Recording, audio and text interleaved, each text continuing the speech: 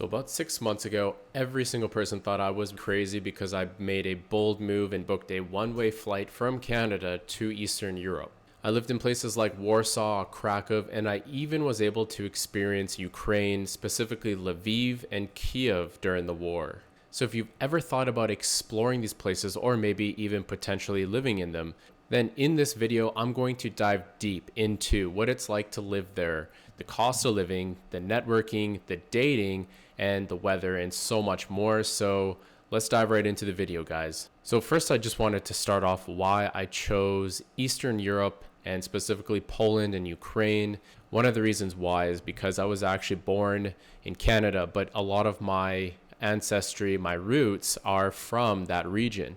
Specifically, I'm Ukrainian and I have some Latvian in me as well. I've always had the itch to reconnect and explore my roots, especially if no one else in the family has ever done it before. I know that's the case for me. Someone's got to do it, right? Somebody's got to go and explore and travel and just live life outside of where they were born and raised. Another reason why is because a lot of people online, especially on like YouTube and Instagram, have been talking about Poland and Eastern Europe very highly. And it always sparked a lot of curiosity in me. And I wanted to go and take that flight and just go see it for myself. Now, the cost of living in Poland seemed to be quite similar to Canada, where I'm from. So I opted into a little bit more of an expensive route than most people. I found a co-living, co-working apartment building, and I chose this because obviously you are able to connect with other nomads and were able to network with people. And the building that I stayed in had a gym and it had like its own cooking area as well. So it was a pretty unique place to stay. And I had my own one-bedroom apartment. It had a beautiful view of Warsaw. It had its own balcony, had a kitchen that was pretty big. It was pretty open as well. And it was a decent price. It was for 7,100 zlotys, which I believe was around 2,000 Canadian dollars every single month. So in terms of like living costs, it is quite similar to Canada, but I did pay for a little bit more of a premium style of living. So if you guys are wondering what that building is, actually it's called Wander Upriver, and it's a building mostly for digital nomads, but there were quite a bit of Polish and Ukrainian people there, but a lot of them were working in the IT and even the tech industry. You're able to network with a lot of people in the online space, and overall it's a very community-minded type of building. So you're never really worried about making friends or just having conversations with people. So I found that that was one of the best places to go to for me. I lived in Lviv and I ended up paying about $600 US every single month for a one-bedroom studio in a place that I could say is pretty central, where you don't need a car. You could literally walk everywhere. I was actually centered in this place called Rannoch Square, and it is where all the action is in the city. And it was a beautiful place because you could walk anywhere, or there were these little scooters based around Lviv, and all you had to do was just download an app on your phone and rent one of these scooters. There's probably hundreds of them all over the city, so it's not hard to find a scooter, and they go fucking so fast. They go like 30-40k, and some of them, they're super dangerous. So people, they don't really watch where they're walking on the streets, so you have to be very careful when you're riding and ripping down the streets of Lviv on one of these scooters. So Lviv was a lot better. When I was in Kyiv, which is the capital of Ukraine, obviously it was a little bit more. I paid 1,200 US dollars for a 3-bedroom studio in the prime area of Kyiv. That was way too big for me personally, but I found a pretty good deal on Airbnb, and I found that most of the time I wasn't even using half of the apartment. So if I ever had guests over, or if I had friends, maybe family potentially, then it would be a great place. So 1,200 US for a prime location 3-bedroom apartment in Kyiv is way better than anything that you will find in the West. Of course, you would probably pay anywhere from $2,000 to $3,000 a month for something like that. So Ukraine was very great in terms of like cost of living. Obviously, there's a war going on, and that's going to be a big factor on whether you want to live out there or not, and what like your risk tolerance is, and if you're comfortable with that. when I was in Kyiv and Lviv, I was probably woken up 3 times there due to Russian missiles just being exploded over my apartment and stuff like that. I just woke up and I went back to sleep. I didn't run down to the coverage. They have these underground subways where people can take cover, and it's probably the safer thing to do. So now let's talk about the weather. This was a reality check for me when I was in Eastern Europe, because coming from Canada, I thought I knew cold. And I've lived in northern Alberta where it's like minus 30 degrees, which is super cold. But Eastern European winters hit so much different. Especially when I was in Poland, I lived in Warsaw, and it was like getting dark at 3 o'clock. And it's the same in Canada, but the coldness was just a very dry cold. So if you're not used to cold and you don't want to be around gloomy weather and people, then Eastern Europe is probably, especially in the wintertime, not the best place for you. But in Poland and Ukraine, the winters are super long and gray. We're talking about maybe 2 or 3 hours of actual sunlight every single day. The lack of sun can definitely affect your mental health if you're not used to it as well. Spring and summer, though, are absolutely amazing.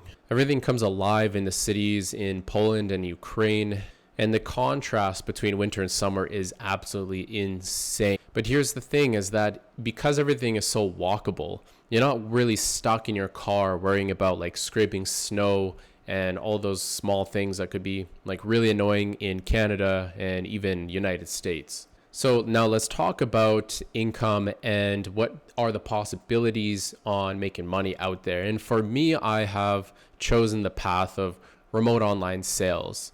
And there's the other path of building your own personal brand and selling your own products and services. One is going to probably get you the fastest money in your bank account. The other one is going to take quite a long time to build up, which is the personal brand and the building your own community, building your own YouTube channel. So this is where I got really interested. For me, is working online. The time zone was completely different, and that was probably one of the hardest switches to get used to, because most of the clients, most of the calls that I was taking was actually in North America. So I had to wake up a little bit later in Eastern Europe, around 9 to 10 versus 8 or 6 a.m. here in North America. And the big difference was that I would start my calls around 3 p.m. in the afternoon, and then you would end sometimes at like 10 p.m. or even 11 p.m. Now, for me, that was very challenging. Some people might be able to do that easily, but my cognitive ability is at the highest in the morning time. So when 3 or 4 p.m. hits, that's usually when I was just kind of wrapping up my calls back in North America hours. But the real game changer is that the cost of living is lower, right? So you do have that little bit of geo arbitrage, especially when you are in Ukraine. The US dollar goes 3 to 5 times further there. And in Poland, the cost of living isn't that much of a difference that you won't notice it, but it is still pretty good versus America and Canada. And the internet infrastructure in Poland and in Ukraine are actually even better there than they are in some places in Canada, which was very surprising for me, but I had absolutely no problems with the internet out there. The other beautiful thing about being in Poland too, when you're working remotely, is that the online scene is so big out there. So you're not going to be really worried about surrounding yourself around like-minded people. You're going to be able to find entrepreneurs, digital nomads, and just like networking opportunities in general, especially in Warsaw, Poland. Ukraine, I didn't find too many nomads out there that were really, had their own businesses and they're really like-minded. They're striving to, doing self-development and stuff like that too. That the nomads and the people in Ukraine that I met were a little bit more retired. Poland is great for networking. Ukraine was a little bit more challenging, but the cultures were very different. So this is probably what a lot of you are waiting to hear about. The dating scene in Eastern Europe is way different than North America. And honestly, it is refreshing to be there and to experience it. People in Eastern Europe, they actually still value old school dating, whereas in North America, they're just there to hook up or maybe just see each other casually. But in Eastern Europe, they don't really date like that. Actually, they prefer There's probably like 10-20% of them that are open to that, and you can find them, but it's not like how it's the 80% of people in North America. The women that I met there were very intelligent. They knew exactly what they were looking for.